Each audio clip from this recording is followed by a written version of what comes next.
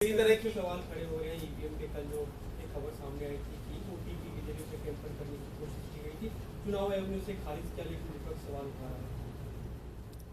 देखिए, Elon Musk जो जिसका गुणगान करते हैं ये लोग, बीजेपी के लोग और हमारे प्रधानमंत्री जी, अमेरिका जैसा देश वो कह रहा है कि भाई ईवीएम बंद होना चाहिए, क्योंकि अमेरिका में भी धांधली की खबरें ईवीएम को लेके आती रहती हैं समय समय पे।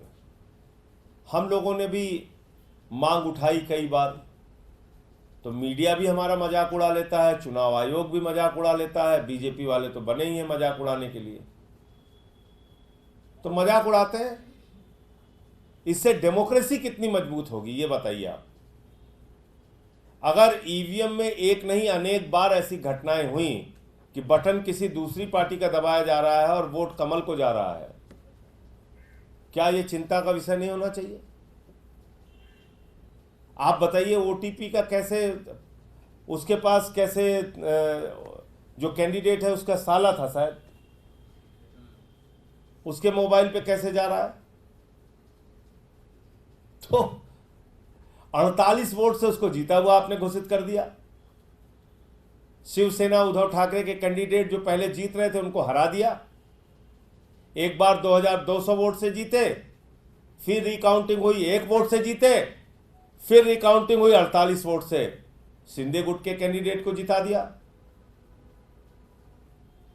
तो ऐसी कम से कम 80 सीटें हैं देश भर में जो संदेह के घेरे में है।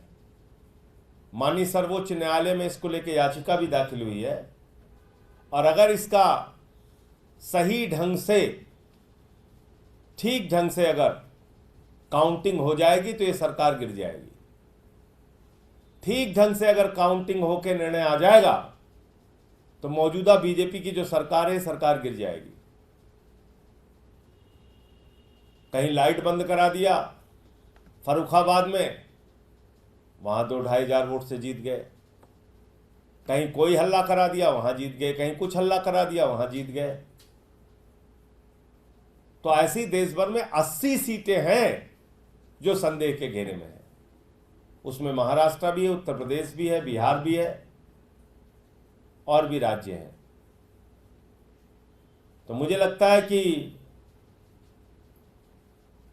ईवीएम पर अब कोई ना कोई सख्त फैसला माननीय सर्वोच्च न्यायालय को और चुनाव आयोग को लेना चाहिए।